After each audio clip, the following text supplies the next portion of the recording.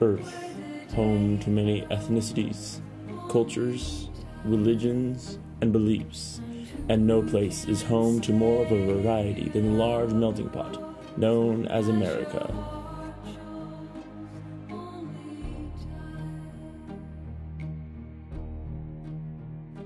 So refugees are people that have been forced out of their country of origin. It could be because of persecution due to their religion, their ethnicity, because of their political affiliations, because there's war going on. For any of those different reasons, they are being persecuted and are actually forced out of their country. There's hundreds and hundreds of refugee centers. So states have to opt in to the refugee programs. It's optional, they don't have to. But again, in most states there are refugee resettlement agencies. In Idaho there are actually 4. There's 3 in the Boise area, and we're the Lone Ranger out here in Twin Falls.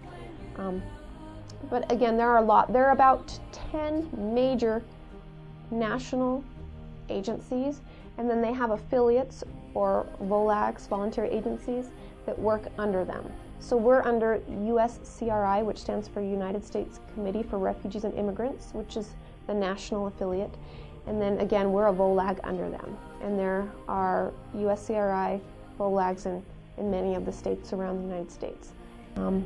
If they're assigned to Twin Falls, then we pick them up at the airport and we take them to an apartment that's already been set up for them, and it's set up very sparsely. So we are on a very limited budget and we give them the absolute basics. So they do get a table and chairs, but it's not the wooden type, it's the cheap plastic type you'd associate with a picnic.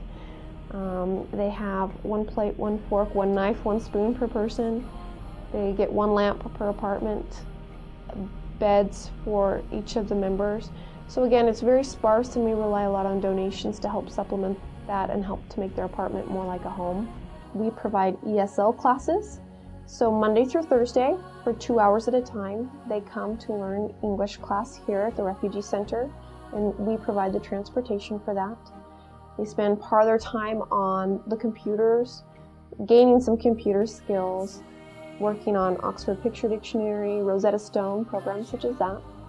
We also have teachers where they work in larger classes or in smaller groups, so one-on-one with teachers and tutors. On Fridays we have job classes, and we have employment coordinators that work with the refugees throughout the week and during their time here, helping them learn how to fill out job applications, how to go through a job interview, what employers expect of them here in the United States. And in both the ESL and job classes, we're dealing with every single level imaginable.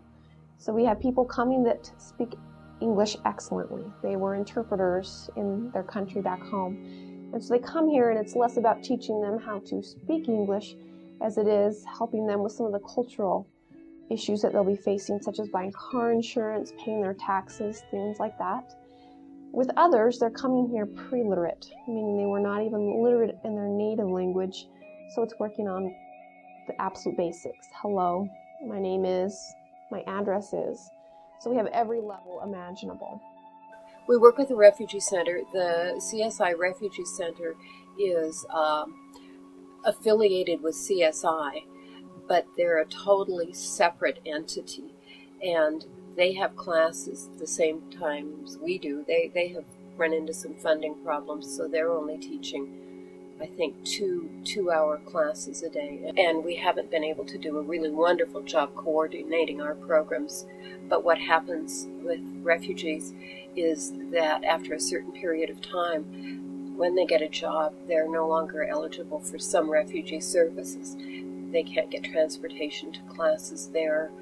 And then because we have a little bit more flexible times, they often come here. But the Refugee Center is the first place a refugee will go and get really, really basic skills. And they also get help with job finding and just daily life, how to function in our society. And in that respect, the Refugee Center does some things we don't, because we're focused more on the language acquisition and not necessarily getting them to a job right then. We'd like to have them have a job that they want to have, not just a job that they have to have because they're going to run out of money.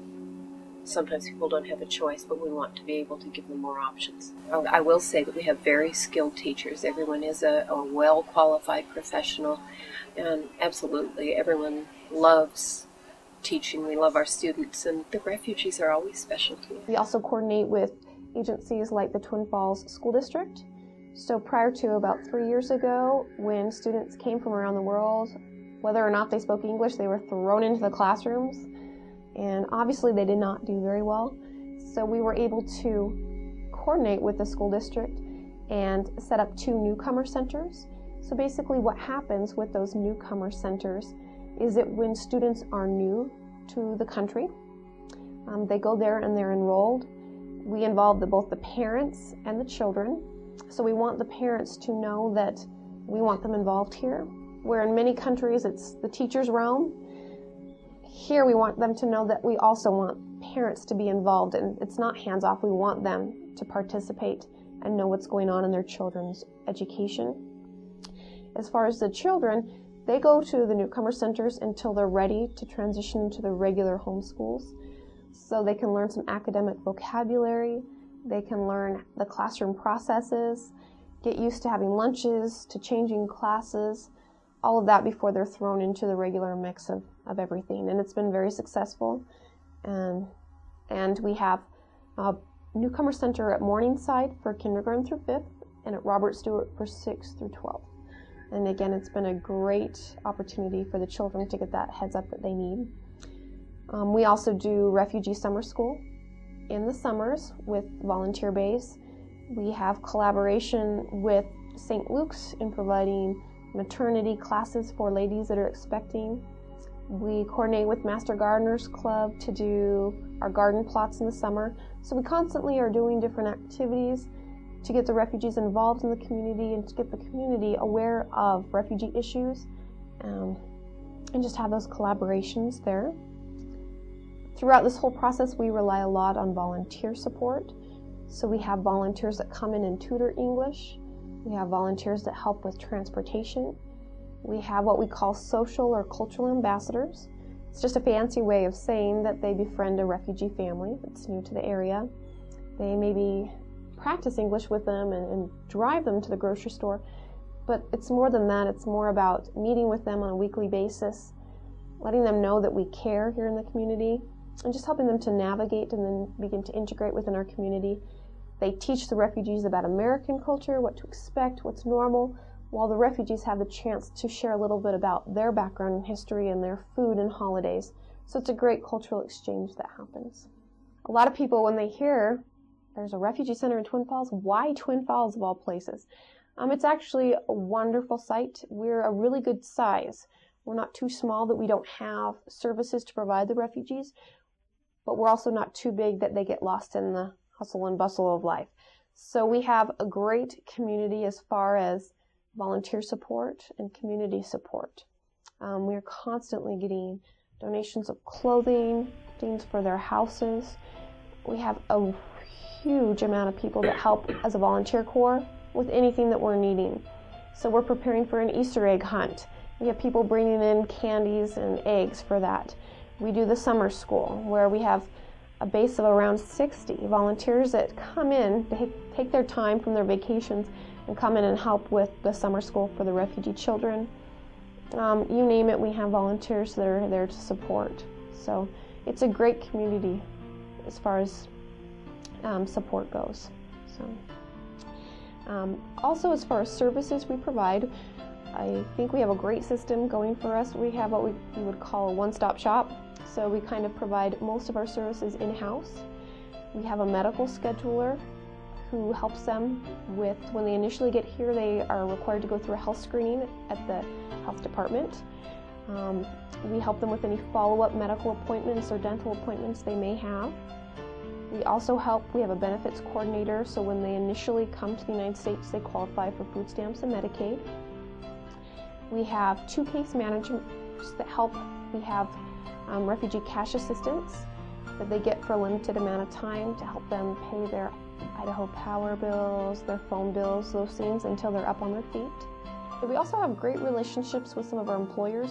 Since the Refugee Center has been in Twin Falls area since around 1980, our employment coordinators have been able to establish really good relationships with some of the factories and the companies here locally. So we have great relationships with agencies like Lamb Weston or ConAgra Foods, some of the factories here that process potatoes and other farm products. We also have people that work on the dairies over in Jerome, people that work at Cactus Pete's in Jackpot, Nevada. So a lot of these agencies we've been working with for a long time, and we have great relationships with them. We try to do some different activities with them, what we call cultural classes or events. So we do cooking classes with them, where a lot of times they'll go into the stores and they have no idea. They're not used to having this huge selection. They don't know what a lot of the foods are. Similar to if you were to go into another country, you'd probably have no clue what a lot of things were or how to prepare them. And so we teach them different things. Just a few weeks ago, we taught them how to make pancakes, and they got to try something new that they hear about a lot but weren't sure what they were. Again, we do the gardening. They absolutely love gardening. It's not work to them. It's something they did in their homes, and they want to be able to do that as well to provide for their family. We take them to the park in the summer, show them Shoshone Falls so they can see some of those things. We have volunteers that do a lot of fun activities with the refugees, maybe take them to the movies, teach them how to go fishing, different activities like that go on all the time. We also always do a big celebration in the summer in conjunction with World Refugee Day. So if you go out to the city park, we do a big celebration this summer where they bring tons of their food. We set up on this stage and they do dancing and music, and it's just a big celebration of their cultures as well. And so we try to do activities like that that make them feel welcome here in our community and actually give them the chance to share their cultural background with Twin Falls communities.